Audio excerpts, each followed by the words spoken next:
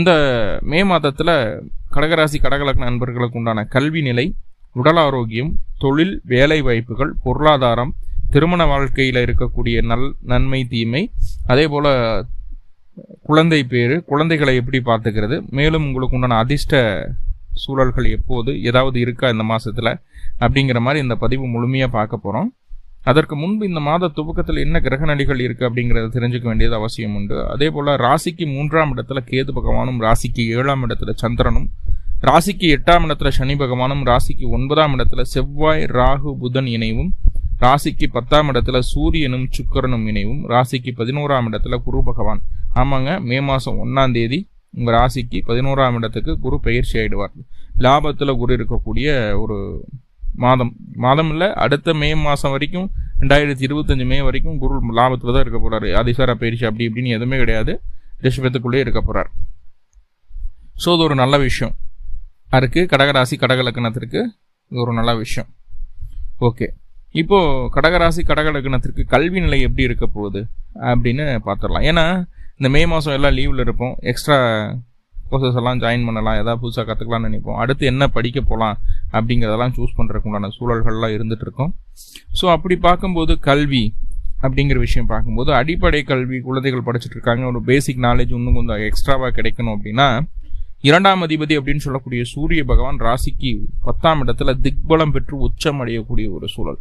எந்த கடகராசி கடகலக்கணமாக இருந்தாலும் சரி, சூரியன் சிம்மத்திலோ அல்லது மேஷத்திலோ இருந்தால் அவங்களுக்கு நல்ல ஒரு யோகத்தை கொடுக்கக்கூடிய ஒரு அமைப்பு சூரியனுக்கு உண்டு. ஸோ சிம்மத்தை காட்டிலும் மேஷத்தில் இருக்கிறது இன்னும் உயர்வாக சொல்லக்கூடிய ஒரு அமைப்பாக இருக்கு. அந்த அமைப்பு அப்படிங்கிறது இந்த மாதம் கடகராசிக்கு வரப்போகுது. அப்போது ஆரம்ப கல்வி சம்மந்தப்பட்ட விஷயங்களில் எந்த விதமான தடைதாமதங்களும் இருக்காது. புதுசாக ஏதாவது நாலேஜ் கெயின் பண்ணிக்கணும், சின்ன சின்ன கோர்சஸ் ஏதாவது படிக்கணும் அப்படின்னாலும் இந்த மாதம் அது உங்களுக்கு நல்ல வழியில் வழிவிடும். இப்போ படிக்கக்கூடிய விஷயம் உங்களுக்கு கண்டிப்பாக ஒரு நல்லது ஒரு பேக் போனாக இருக்கும். அடுத்தடுத்து படிக்கக்கூடிய விஷயங்களுக்கு உங்களுடைய கரியரில், எஜுகேஷனில் அது கண்டிப்பாக ஒரு பெரிய பேக் போனாக இருக்கும். முன்னாடி அது தெரிஞ்சதுனால உங்களுக்கு நல்ல ஒரு பேர் புகழ் அந்தஸ்து படிப்பு ரீதியாக கிடைக்கிறதுக்கு உண்டான வாய்ப்புகள் இருக்குது. குழந்தைகளுக்கு வெரி குட், நல்லா பண்ணியிருக்கீங்க அப்படின்னு சொல்கிறதாகட்டும், அடுத்தடுத்து படிக்கக்கூடிய விஷயங்களை நல்ல மார்க் எடுக்கிறதுக்கு இது ஒரு பேக் போனாக இருக்குன்னு சொல்லக்கூடிய ஒரு அமைப்பு பாருங்கள். அதே போல் ஆரம்ப கல்வி ஒரு 8வது 10வது வரைக்கும் படிச்சுட்டு இருக்கீங்கன்னா 10th ரிசல்ட் எல்லாம் வெயிட் பண்ணிட்டு இருக்கீங்கன்னா இது இந்த காலகட்டம் உங்களுக்கு நினைத்த மதிப்பெண் அப்படிங்கிறது கிடைக்கிறதுக்கு உண்டான வாய்ப்புகள் இருக்குது. அதுக்கு உண்டான பர்ஃபார்மன்ஸ் இருக்கும் உங்கள்கிட்ட. ஸோ அதெல்லாமே நல்லா இருக்குது. முன்னாடி அதை செஞ்சுருப்பீங்க. ஏன்னா சனி ராகு உங்களெல்லாம் தாண்டி தான் சூரியன் வந்திருக்காரு. கொஞ்சம் அடிபட்டு வந்தாலும் அது பவர்ஃபுல்லாக இருக்கக்கூடிய சூழல் எப்போது. அடுத்ததாக உடல் ஆரோக்கியம் எப்படி சார் இருக்க போகுது? சரியா, ஆரம்ப கல்வி சொல்லிட்டோம், மேற்கல்வி எப்படி இருக்குது அப்படின்னு சொல்லி கேட்கணும் இல்லையா? அப்போது காலேஜ் படிச்சுட்டு நபர்களுக்கு இவங்களுக்கெல்லாம் எப்படி இருக்க போகுது அப்படின்னா, சுக்கிரன், அந்த சுக்கிர பகவான் ராசிக்கு 10ஆம் இடத்துல சுக்கிரன் சூரியனோட கூடி இருக்கிறாரு. நல்ல விஷயம். இந்த 19/5/2024 மேஷத்து ரிஷபத்துக்கு வர்றார், லாபஸ்தானத்துக்கு போகிறார். அதுவும் நல்ல விஷயம். 10ஆம் இடத்துலையும் 11ஆம் இடத்துலையும் 4ஆம் அதிபதி பயணிக்கக்கூடிய ஒரு சூழல் அப்படிங்கிறது உயர்கல்விக்கும் சாதகமான அமைப்பு அப்படிங்கிறத சொல்லுது. வண்டி வாகனம் வீடு சம்பந்தமான விஷயங்கள் ஏதாவது மாற்றங்களை செய்யணும்னு நினைச்சா இந்த காலகட்டம் செய்துக்கிடலாம், அது உங்களுக்கு சாதகமாக இருக்கும். ரொம்ப லாபத்தை எதிர்பார்க்காதீங்க, அதை மட்டும் மைண்டில் வச்சுக்கோங்க. பெரிய லாபத்தை எதிர்பார்க்கும்போது மாத இறுதியில் பெண்கள் மூலமாக சில பாதகமான சூழல்களும் உருவாகுது, அதில் மட்டும் கவனம். அதுவும் முக்கியமாக குடும்பத்தில் இருக்கக்கூடிய பெண்கள் மூலமாக. Right, okay. அடுத்ததாக உடல் ஆரோக்கியம் எப்படி இருக்க போகுதுன்னா, உடல் ஆரோக்கியத்தை பற்றி எந்த கவலையும் வேண்டாம். முதல்ல சூரியனோடு இருக்கக்கூடிய சுக்கிரன் 4ஆம் அதிபதி, அடுத்தது குருவோட போய் இணைய போகிறார். இப்போ உடல் ஆரோக்கியம் அப்படிங்கிறது சீராக இருக்கக்கூடிய ஒரு சூழல். வயசானவங்களுக்கெல்லாம் மருந்து மாத்திரை எடுத்துகிட்டு இருக்கோம், இன்னும் கொஞ்சம் உடல் தேறி வருமா அப்படிங்கிற ஒரு எண்ணமெல்லாம் இருந்துகிட்டு இருக்கும். அதெல்லாம் உங்களுக்கு கட்டாயம் உடல் தேறி வரக்கூடிய ஒரு அமைப்பு. உங்களுடைய சுய ஜாதக அமைப்படி 6ஆம் அதிபதியோ 8ஆம் அதிபதியோ 6 கூடியவர் 8 கூடியவர் தசாபுத்தி அந்தரங்களாக நடந்துட்டு இருந்ததுன்னா அதில் மாற்றங்கள் சின்னது நடக்கலாம். ஆனால் கோச்சாரம் அப்படிங்கிறது முழுசாக சப்போர்ட் பண்ணுது உங்களுடைய ஹெல்த்தியாக வச்சுக்கிறதுக்கு. ஸோ அப்போ உடல் ஆரோக்கியம் சீராக இருக்கக்கூடிய அமைப்பு அப்படிங்கிறத சொல்லுது. நிறைய தண்ணீர் குடிங்க, நீர் ஆகாரங்களை அதிகமாக எடுத்துக்கோங்க அப்படிங்கிற விஷயங்களை சொல்லுது. உடம்புல நீர்ச்சத்து மட்டும் கொஞ்சம் குறைஞ்சு போகிறதுக்கு உண்டான ஒரு சூழலை காட்டும். ஸோ அதனால் நீராகங்கிற நிறைய எடுத்துக்க வேண்டிய ஒரு சூழ்நிலை உண்டு கடகராசி.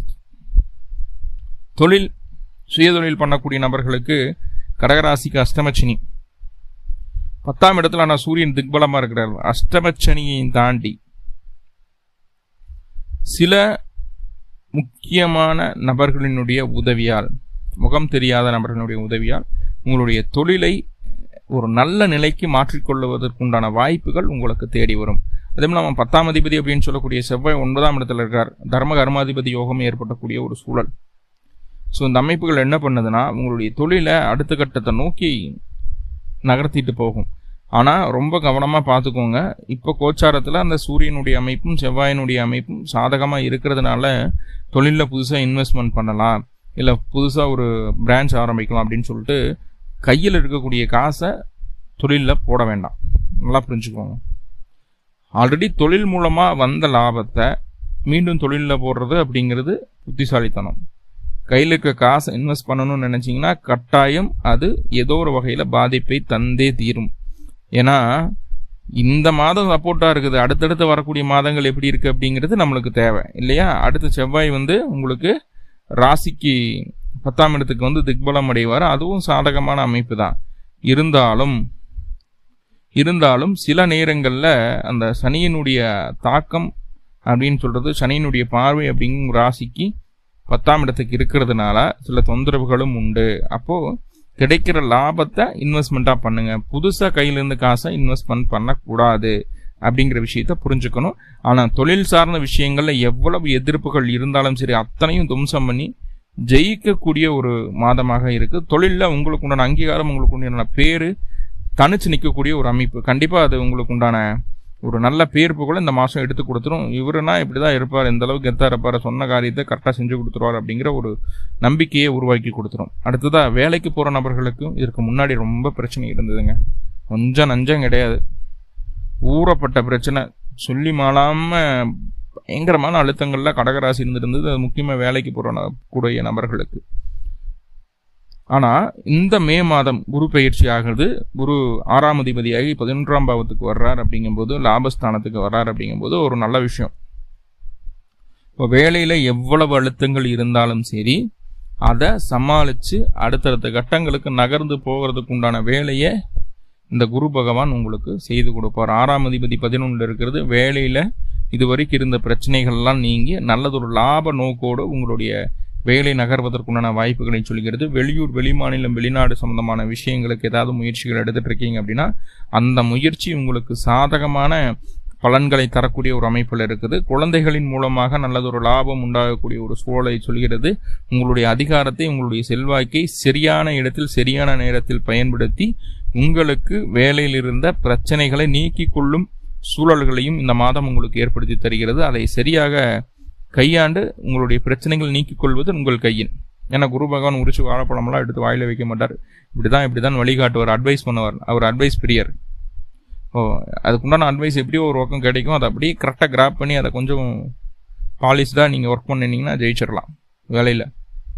வேலையை பொறுத்தளவுக்கு எந்த குறைபாடுகளும் இல்லை. அடுத்ததான் பொருளாதார நிலை எப்படி இருக்குது அப்படின்னு சொல்லி பார்த்துட்டோம் அப்படின்னா 2ஆம் அதிபதி சூரிய பகவான் சூரியன் ராசிக்கு 10ஆம் இடத்துல உச்சமாக இருக்கிறார்.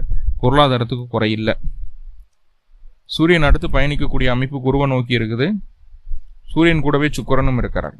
அப்போது 2 பொருளாதார கிரகங்களினுடைய தொடர்பு சூரிய பகவானுக்கு உங்களுடைய ராசிக்கு 2ஆம் அதிபதிக்கு கிடைக்குது.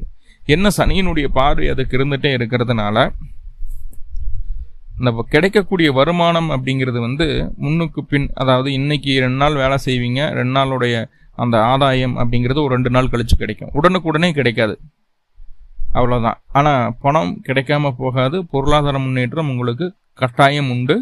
கிடைக்கிற காசை சேமித்து வைக்கக்கூடிய அமைப்பும் உண்டு. செலவுகளை குறைத்து சேமிப்பை அதிகரிக்கக்கூடிய ஒரு சூழல்களும் உண்டு.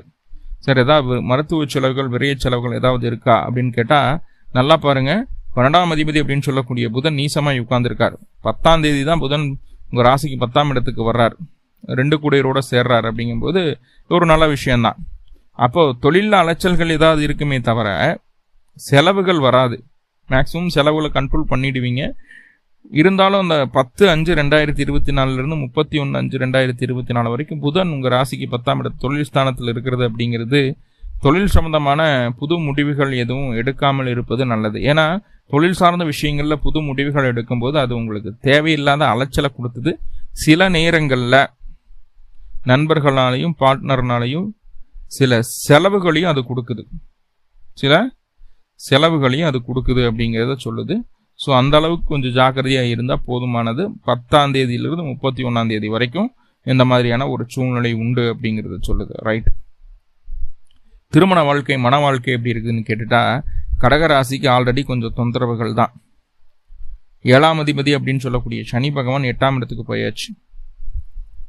கணவன் மனைவிக்குள்ள நிறைய சங்கடங்கள், சலிப்புகள், போராட்டம், ஒரு வருமானம் சம்பந்தமான விஷயங்கள்ல தொந்தரவுகள், தேவையில்லாத வாக்குவாதங்களில் ஈடுபட்டு நம்மளை அறியாம தேவையில்லாத வார்த்தைகளை பேசி அதன் மூலமாக சில தொந்தரவுகள், பெண்களுக்கு எதுக்கடா அந்த கல்யாணம் பண்ணோம் அப்படிங்கிற ஒரு எண்ணமெல்லாம் இருந்திருக்கும். ஸோ அதையெல்லாம் கொஞ்சம் நம்ம சமாளிக்கிறதுக்கு உண்டான ஒரு சூழ்நிலை வந்துடுது. மே 1ஆம் தேதியிலிருந்து கணவன் மனைவிக்குள்ள எவ்வளவு பிரச்சனைகள் இருந்தாலும் அதை தாண்டி ஒரு சிறிய அழுத்தம் கிடைப்பதற்குண்டான ஒரு சூழலை சொல்கிறது. என்ன காரணம் அப்படின்னா, அந்த ராசிக்கு 7ஆம் இடம், உங்களுடைய ராசிக்கு 7ஆம் இடமான மகர ராசிக்கு குருவினுடைய பார்வை கிடைச்சிடுது. 1ஆம் தேதியிலிருந்தே மாற்றம் வர்றது. ஸோ அப்போது ஒரு பெரிய மனிதனுடைய ஆதரவு, அவர்களுடைய அறிவுரையின் பேரில் நடக்கும்போது கணவன் மனைவிக்குள்ளே இருக்கக்கூடிய பிரச்சனைகள் 90% குறைஞ்சிடுது. இங்கே என்னன்னா, உங்களுடைய வாழ்க்கை துணை கொஞ்சம் பிடிவாதமாக தன்னுடைய குடும்பம், தன்னுடைய சம்பாத்தியம், தான் சொன்ன விஷயங்கள் நடக்கணும் அப்படிங்கிறதுல பிடிவாதமாக இருக்கிறாங்க. நல்லா புரிஞ்சுக்கோங்க. ஸோ சரி, ஓகே, நீ சொல்கிறதா நடக்கட்டுமே அப்படின்னு சொல்லிட்டு கொஞ்சம் விட்டு கொடுத்து போனால் போதுமானது. அந்த விட்டு கொடுத்து போகக்கூடிய தன்மையை அந்த குரு பகவான் கொடுப்பார் அப்படிங்கிறத சொல்லுது. குடும்பத்துக்குள்ள நிறைய பிரச்சனைகள் இருந்தாலும் குடும்பாதிபதி அப்படின்னு சொல்லக்கூடிய சூரியன் உச்சமாக இருக்கக்கூடிய ஒரு சூழல்ல குடும்பத்தில் இருந்து வந்த பிளவுகள் நீங்கி எல்லாரும் ஒற்றுமையாகிறதுக்கு உண்டான வேலையை அந்த சூரிய பகவானும் செய்கிறார். இப்போ சொன்ன விஷயங்கள்ல நிறைய பாசிட்டிவ் இருக்குது, சின்ன சின்ன நெகட்டிவ்ல இருக்குது. அப்போ அந்த நெகட்டிவை எப்படி பாசிட்டிவாக மாற்றிக்கிறது அப்படின்னு சொல்லி பார்க்கும்போது, அருகில் இருக்கக்கூடிய துர்க்கை வழிபாடு வியாழக்கிழமை நாள், இல்லைன்னா நீங்கள் பிறந்த கிழமை அன்னைக்கும் நீங்கள் பிறந்த நட்சத்திரத்தன்னைக்கும் அந்த துர்க்கை வழிபாடு செய்துட்டு வர்றது நல்லது. துர்க்கைக்கு 3 எலுமிச்சங்கனி 2 நல்லெண்ணெய் தீபம் போட்டு வழிபாடு பண்ணிட்டு வாங்க. உங்களுக்கு வர இருக்கக்கூடிய 80% பிரச்சனை கோவில்லையே நீங்கிடும், ஃப்ரெஷ் ஆகிடுவீங்க. மேலும் கடகராசி கடகலக்ன